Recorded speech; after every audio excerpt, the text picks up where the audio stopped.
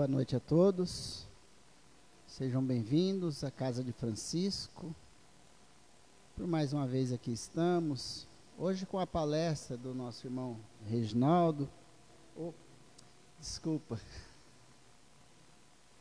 Roberto. Com o título O Homem no Mundo. Fechamos então nossos olhos. Agradecemos a Deus por essa oportunidade de aqui estarmos, de poder ouvir as palavras e estudos do nosso irmão sobre o Evangelho do Cristo. Fechemos nossos olhos e pedimos a Deus Pai, a Jesus, nosso mestre e modelo, que nos abençoe nessa noite, que intua nosso irmão a palestrar e trazer os seus conhecimentos. Pai nosso, que estais nos céus, santificado seja vosso nome. Venha a nós o vosso reino, seja feita a vossa vontade, assim na terra como nos céus. O pão nosso de cada dia dá-nos hoje. Perdoa, Pai, as nossas ofensas, assim como nós perdoamos a quem nos tem ofendido. E não nos deixeis cair em tentações, mas livra-nos, Pai, de todo mal, que assim seja.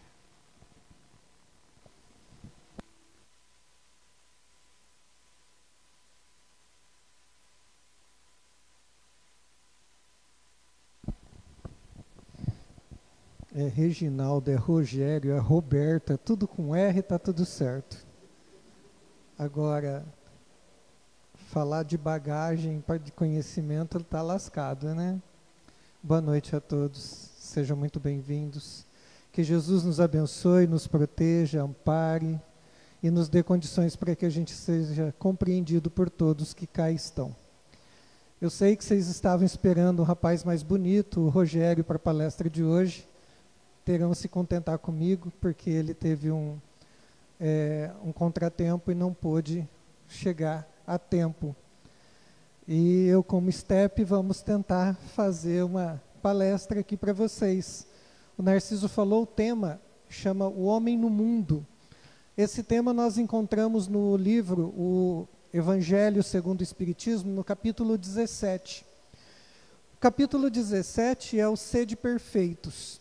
Nesse capítulo, Kardec trata como que é o homem de bem, como que deve ser o bom espírita, inclusive já falei aqui a respeito do bom espírita. Mais adiante, então, ele traz a questão do homem no mundo. O que significa essa mensagem? Essa mensagem significa o seguinte: nós encarnamos aqui na Terra. Para quê? Por quê? Como que a gente tem que viver enquanto a gente está aqui? Se a gente está no mundo, a gente tem que mergulhar nesse mundo e fazer parte de todo esse contexto no qual nós estamos vivendo. E para a gente poder falar um pouquinho desse assunto, eu vou começar com uma música. Não vou cantar, não quero espantar ninguém daqui, tá?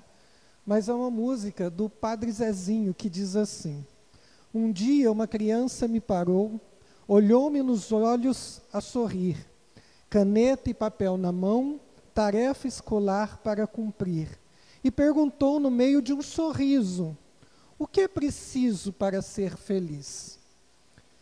E aí ele tem a resposta: amar como Jesus amou, sonhar como Jesus sonhou, pensar como Jesus pensou, viver como Jesus viveu, sentir o que Jesus sentia, sorrir como Jesus sorria, e ao chegar o fim do dia, eu seria muito mais feliz.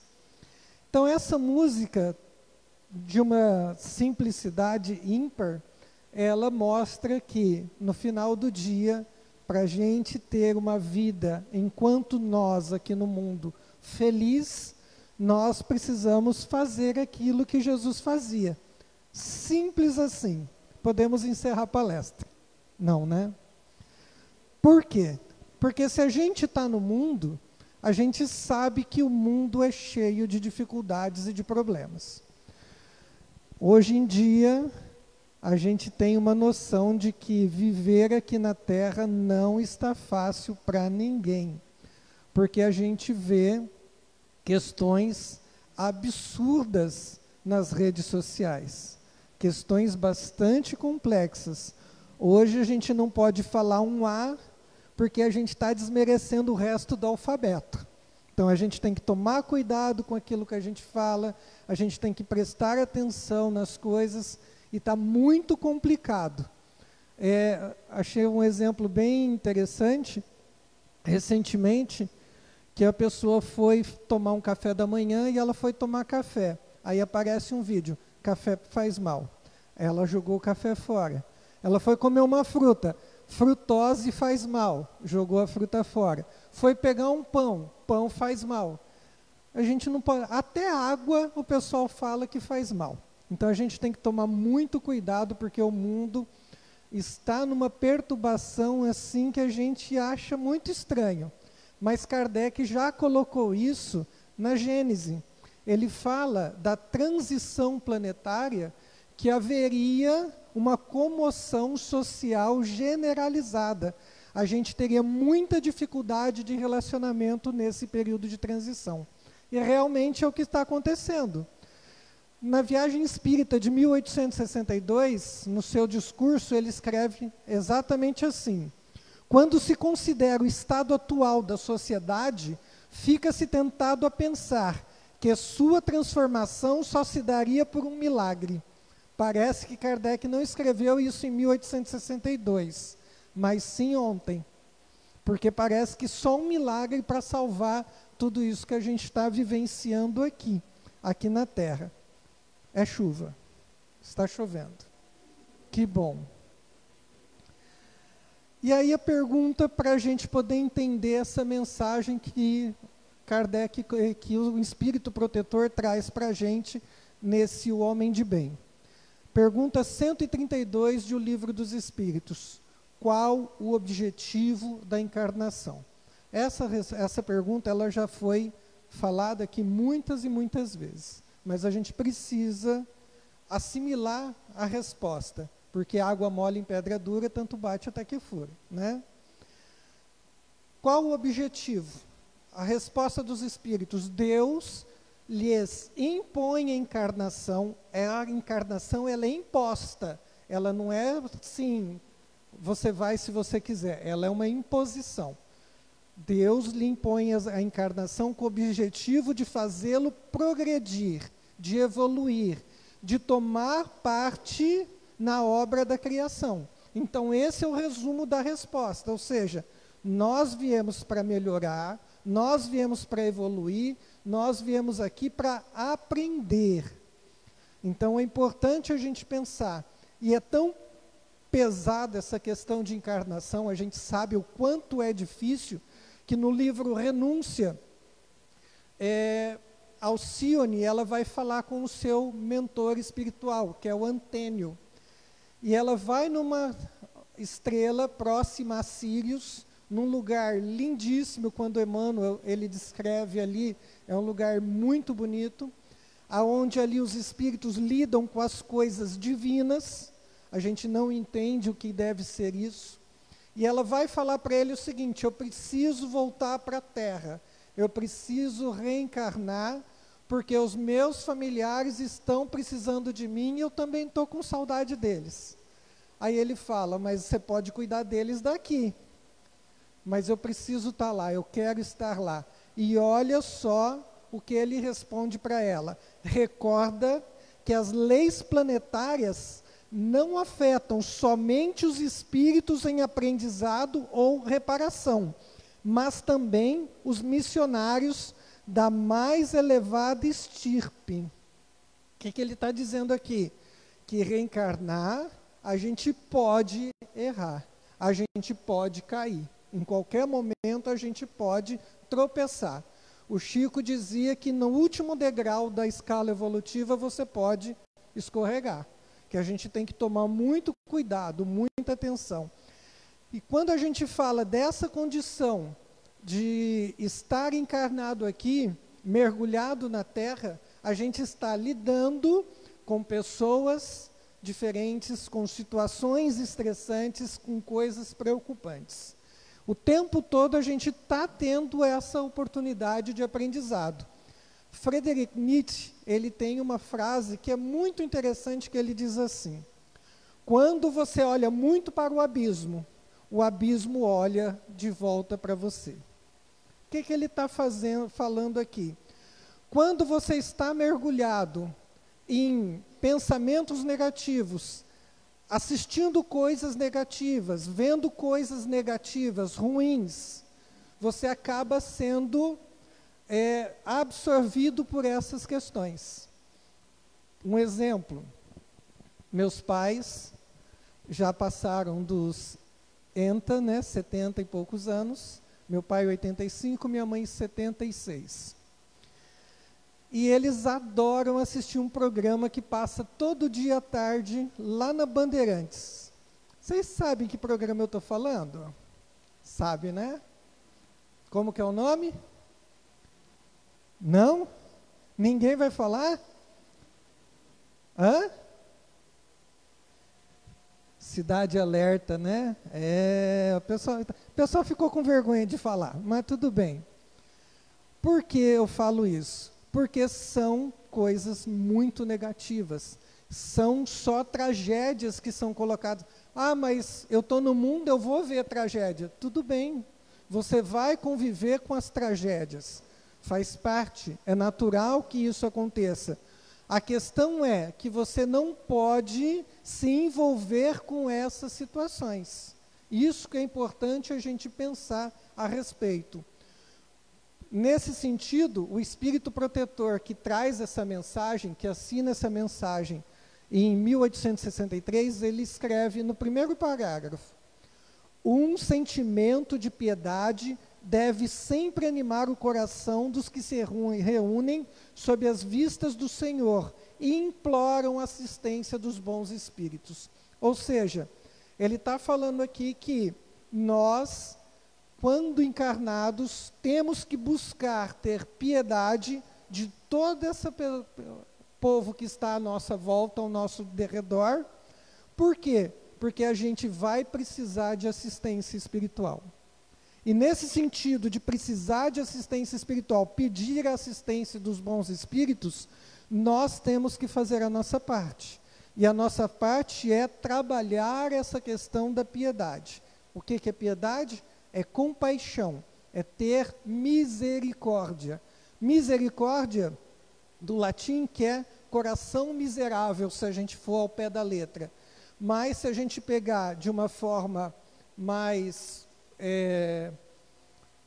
poética, o significado de misericórdia é um coração que se debruça sobre a miséria humana. É entender que as pessoas são diferentes, as pessoas têm defeitos, as pessoas têm problemas. E nesse sentido, nós precisamos de um recurso muito importante enquanto encarnados aqui na Terra. Um recurso chamado prece, oração. Então é isso que o Espírito está falando. Da gente sempre, quando a gente vai fazer qualquer atividade, desenvolver qualquer trabalho, enquanto encarnados aqui na Terra, buscar a prece, a oração. E olha o que ele fala: não creais, todavia, que excitando-vos sem cessar a prece e a evocação mental, nós vos exortemos a viver uma vida mística que vos conserve fora das leis da sociedade onde estáis condenados a viver. Então ele está falando o seguinte: não é porque eu estou falando para vocês estarem sempre em prece, para ter essa conexão com o alto, que vocês não podem se misturar com o resto das pessoas. Vocês precisam viver em sociedade. Tanto é que uma das leis que Kardec trata no Livro dos Espíritos é a lei da sociedade. Por quê? Nós precisamos dessa vida de relação. Sem essa relação com os outros, nós não evoluímos, nós não crescemos. Por quê? Viver em sociedade é uma forma da gente exercitar o bem, o amor, a tolerância, a paciência. Então, nós precisamos conviver com as pessoas. E isso é uma das coisas mais difíceis que tem. Conviver com pessoas é complicado. Um exemplo bem interessante. Quando a gente fala de relacionamento, marido e mulher, a gente percebe que há um encantamento no início do namoro, né? As pessoas não percebem muito bem os defeitos, as falhas do outro, mas quando a gente acorda pela primeira vez com a pessoa, a gente começa a ter algumas certas dificuldades. Emmanuel fala que esse doce encantamento, ele é provocado justamente para que a gente possa se reencontrar com as pessoas.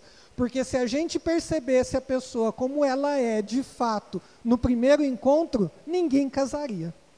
Então, nós precisamos desse encantamento. Meu pai tem uma frase que eu gosto muito, que ele diz assim: a gente nasce, cresce, fica bobo e casa.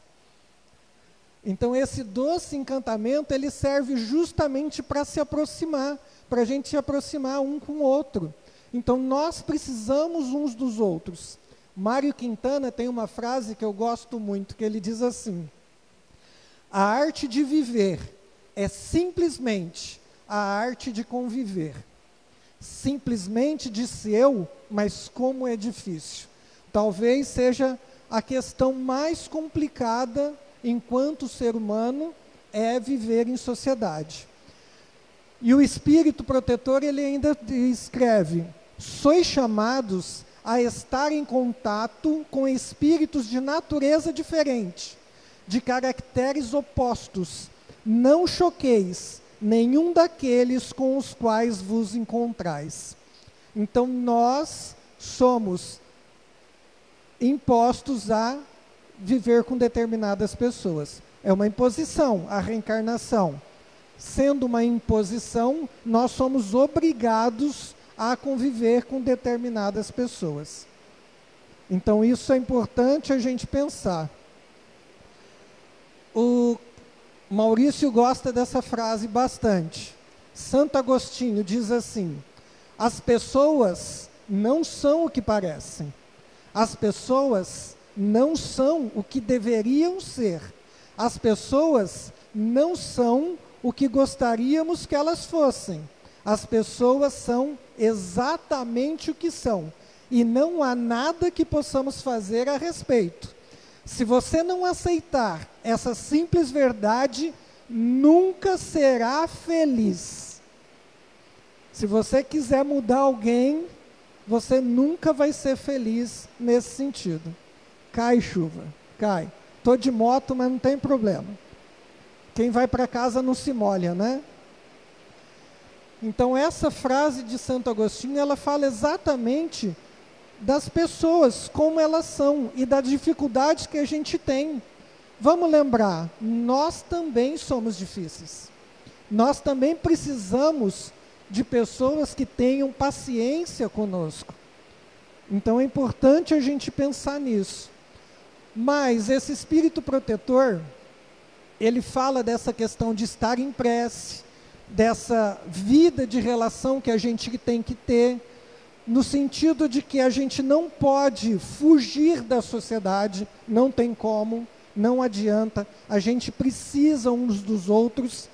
E ele diz assim: sede alegres, sede felizes, mas da alegria que provém de uma boa consciência, da felicidade do herdeiro do céu, que conta os dias que o aproximam da sua herança.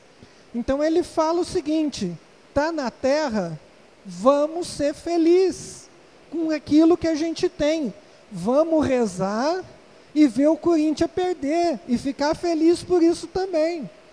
Vamos ver as dificuldades, entender que toda dor que nos acomete, todo o problema que nós temos, ele está relacionado principalmente à possibilidade da gente não ser mais doente. Obrigado, Reginaldo. Da gente não ser mais doente. Então, toda vez que eu fico doente em alguma parte do meu corpo, significa que eu estou me libertando de alguma coisa negativa e eu estou potencializando outras coisas. Então, isso é importante a gente pensar. Nós temos que ser alegres enquanto nós estamos aqui. Muita gente, inclusive, acha que centro espírita é um lugar triste, que as pessoas vêm todas sérias, sisudas, né? Vêm assistir a palestra, tem que ficar quieto, tem que fazer prece, não pode nem mesmo às vezes sorrir. Mentira.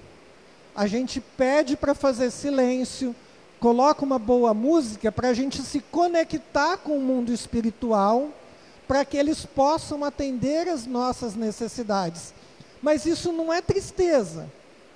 É muito pelo contrário, é a alegria de estar num lugar aonde você está sendo bem acolhido, bem recebido, tratando das suas enfermidades, dos seus problemas. Por que que a gente tem que ter motivos de alegria?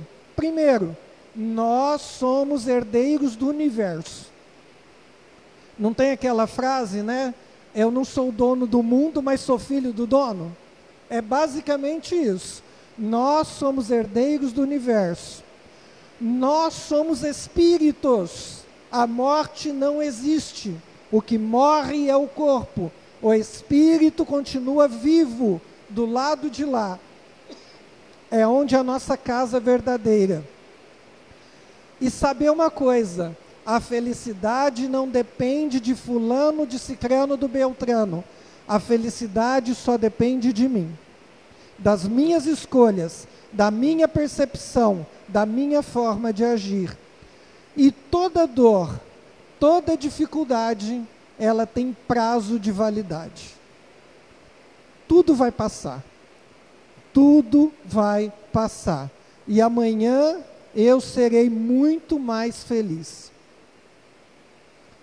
Não foi a letra da música?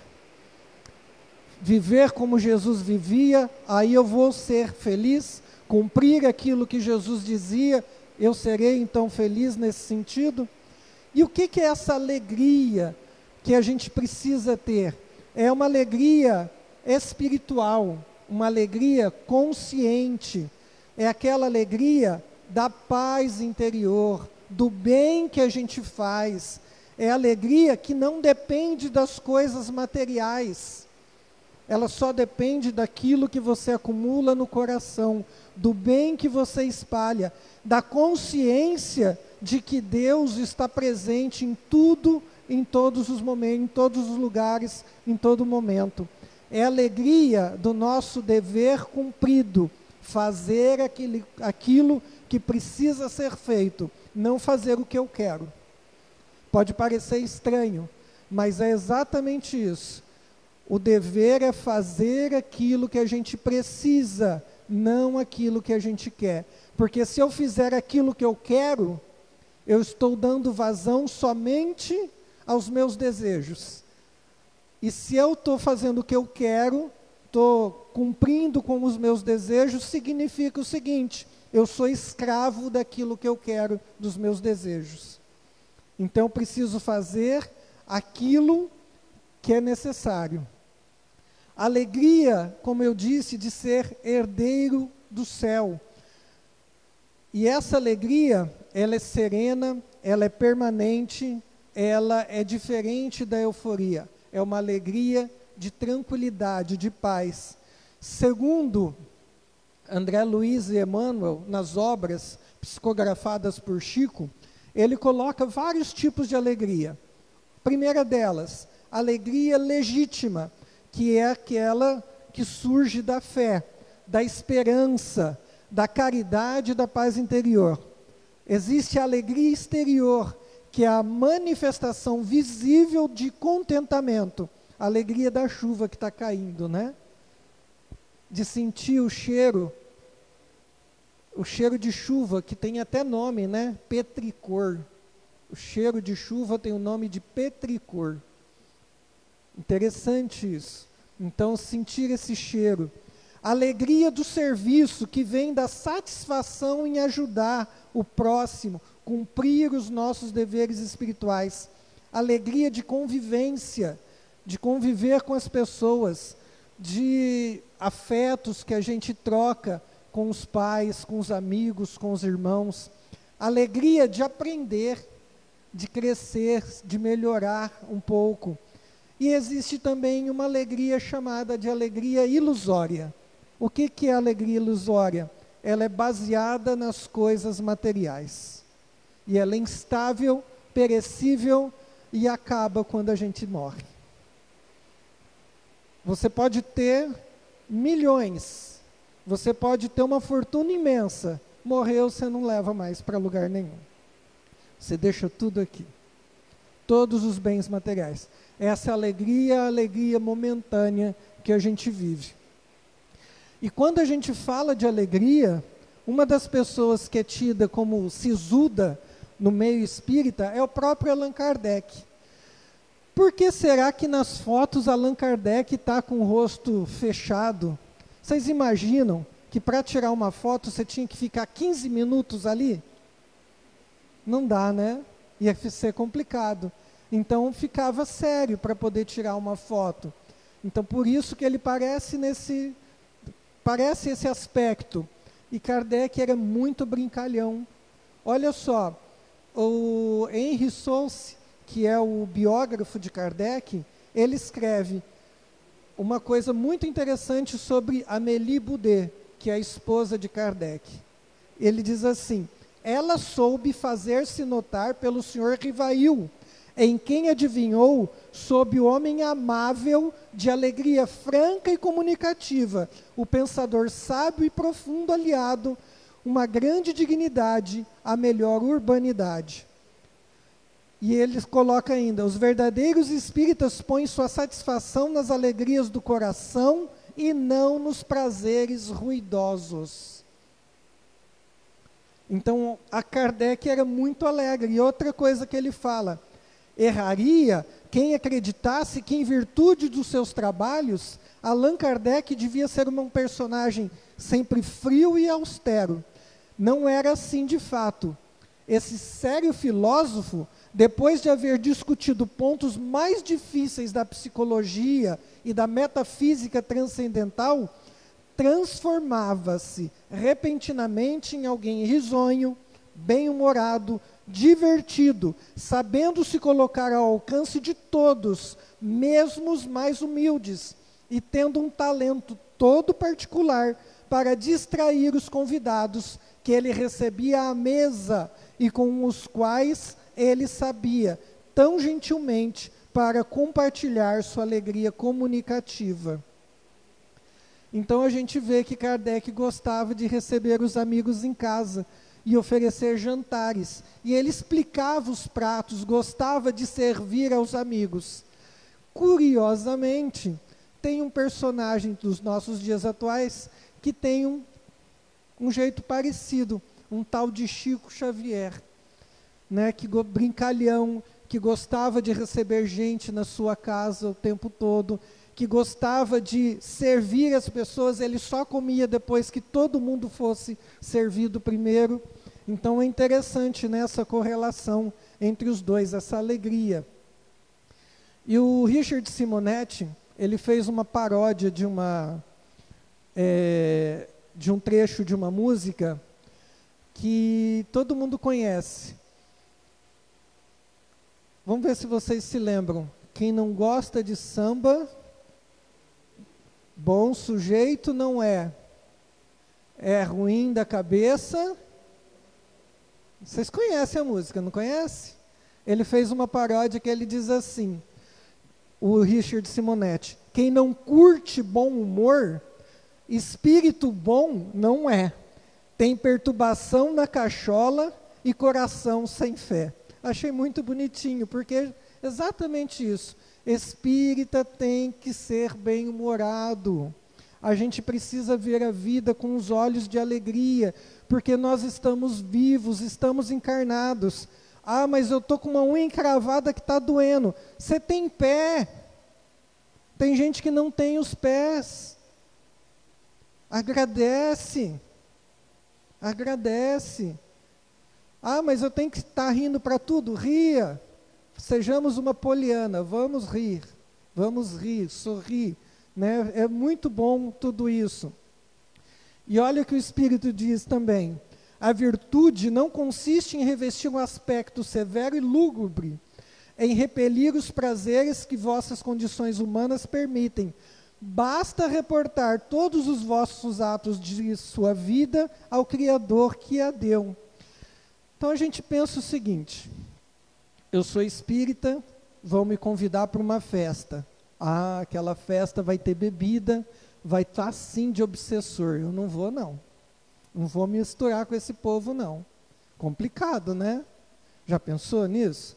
Aí, recentemente, eu até vi uma camiseta. Eu até vou comprar essa camiseta, porque ela está escrita assim: hoje não posso, tenho centro. Quantos de nós já não demos essa desculpa? Não é isso, dona Elisa? Quantos de nós demos essa desculpa? Hoje eu não posso, tenho centro. Será que é por isso mesmo? A gente sabe que a gente tem imperfeições. Nós somos espíritos imperfeitos, ainda com muitos vícios, muitos maus hábitos. E a gente sabe que determinado lugar que a gente vai passar um perrengue, porque a gente vai ser tentado. E vale lembrar, a tentação não é por um prato de jiló, não. A tentação vem nas coisas que a gente gosta. Tentação não vem de coisa que a gente não gosta. Só vem de coisas que a gente curte, que a gente aprecia. Então a gente vai ser tentado, mas a gente tem condições de vencer. De que forma? Fazendo uma prece. Eu posso ir nesses lugares? Pode. Faça uma prece antes. No momento em que você estiver lá, faça prece, para que você se mantenha conectado, pedindo forças para que você não caia em tentação. Mas faça parte da sociedade, porque nós estamos na sociedade, nós somos pessoas que estamos no mundo. Aí a gente precisa lembrar, eu estou no mundo, mas eu não sou do mundo. Eu sou do mundo espiritual. Eu sou de lá, não sou daqui. Vou aproveitar sim, vou estar com a minha família, com os meus amigos. Ah, mas eles querem que você beba. Não beba. Pegue uma Coca-Cola, um refrigerante, um suco, alguma coisa, mas lute contra as suas imperfeições. Então esse é o nosso objetivo enquanto homem aqui no mundo. Nós seremos tentados, passaremos por essas dificuldades. Olha só, nessa questão de fugir do mundo. Paulo escreve ao 1 Coríntios, capítulo 6, versículo 12. Todas as coisas me são lícitas, mas nem todas as coisas me convêm. Eu posso fazer tudo, mas nem tudo é certo que eu faça. E ele ainda coloca em Romanos, capítulo 7, versículo 19. Pois o que faço não é o bem que desejo, mas o mal que não quero fazer, esse eu continuo fazendo. Paulo escreveu isso. Será que a gente está melhor que ele? De jeito nenhum. O que significa isso? Gente, nós vamos errar. Nós vamos cometer erros. Nós vamos machucar as pessoas. Nós estamos no mundo. O importante é que a gente precisa aprender com essas questões. Eu errei hoje, mas eu posso pedir desculpas, posso pedir perdão, posso corrigir os meus erros. Então é essa questão importante. A gente não vai melhorar de uma hora para outra. A gente vai tropeçar muitas vezes. O mais importante que cair 6 vezes é levantar 7 e continuar seguindo em frente. Porque nós somos espíritos imperfeitos, mas nós somos espíritos. E nós estamos aqui para buscar essa perfeição. Então, sempre que eu for sair para tudo, sair para trabalhar, sair de casa, antes de de almoçar, antes de jantar, fazer uma prece de agradecimento, fazer uma prece para que você possa ter a assistência dos bons espíritos, nesse sentido. E quando a gente fala em fazer o bem, em ajudar, estar no mundo fazendo o nosso melhor, nós temos um exemplo dessa casa aqui que é maravilhosa nesse sentido, que ela lembra uma figura espetacular, que está bem aqui atrás, que ele nos deixou uma mensagem lindíssima, dizendo: Senhor, fazei de mim um instrumento de vossa paz. Será que a gente é um instrumento da paz de Deus onde a gente chega? Ou é um instrumento da discórdia, da desunião, da desconfiança? Será que a gente chega fazendo fofoca, fazendo intriga? Ou a gente faz a paz aonde a gente está? Onde houver ódio, que eu leve o amor. Onde houver ofensa, que eu leve o perdão. Onde houver discórdia, que eu leve a união. Onde houver dúvida, que eu leve a fé. Onde houver erro, que eu leve a verdade. Onde houver desespero, que eu leve a esperança. Onde houver tristeza, que eu leve a alegria. E onde houver trevas, que eu leve a luz. Será que é isso que a gente leva para onde a gente está? Ó Mestre, fazei que eu procure mais consolar que ser consolado, compreender que ser compreendido, amar que ser amado, pois é dando que se recebe, é perdoando que se é perdoado. Essa oração que todos nós conhecemos, ela tem um sentido muito profundo. Talvez um sentido que a gente não tenha percebido, que é justamente na última parte, na última frase, quando ele diz: é dando que se recebe. Por quê? Vamos pensar nos maiores exemplos da humanidade, nas pessoas mais sábias, mais bondosas que passaram, que a gente tem referência. Vamos pensar assim: Irmã Dulce, Madre Teresa, Confúcio, Chico Xavier, Divaldo Pereira Franco. Essas pessoas, elas são lembradas pelo dinheiro que elas possuíam ou pelo amor que elas doavam. O homem mais importante da Terra, ele é lembrado há 2000 anos, ele é lembrado pelos bens que ele possuía ou pelo amor que ele deixou.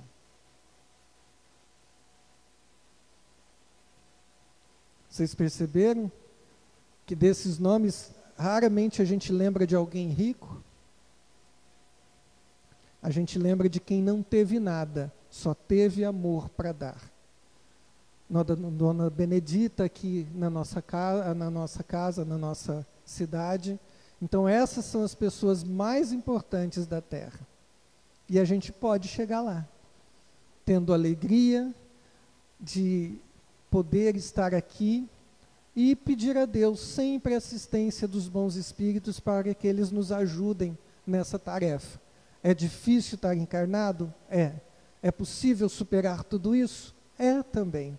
Só depende da gente. Então que a gente pense um pouquinho, que a gente saia daqui mais alegre, não triste. Ah, eu estou com um monte de problema vai passar. A chuva passou, né? Tudo vai passar. Então que a gente pense nisso e que Deus nos abençoe a todos. Muita paz.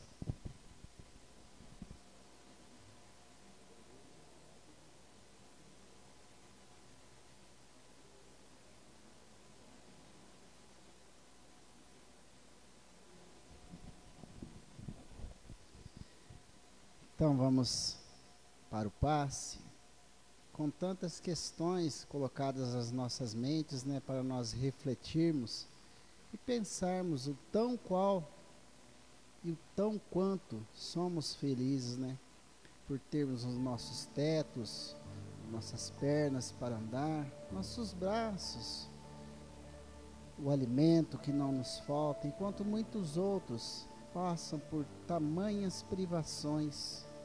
Então, sejamos felizes, sempre agradecendo a Deus pela a grande oportunidade da vida, de poder estar aqui junto a vocês, de poder levar a vocês as palavras trazidas do Evangelho. Então vamos ao passe e peçamos a Deus e agradeçamos a Ele por tanta bondade que Ele tem conosco. Pai nosso, que estais nos céus, santificado seja vosso nome. Venha a nós o vosso reino, seja feita a vossa vontade, assim na terra como nos céus. O pão nosso de cada dia dá-nos hoje. Perdoa, Pai, as nossas ofensas, assim como nós perdoamos a quem nos tem ofendido. E não nos deixeis, Senhor, cair em tentações, mas livra-nos, Pai, de todo o mal, que assim seja.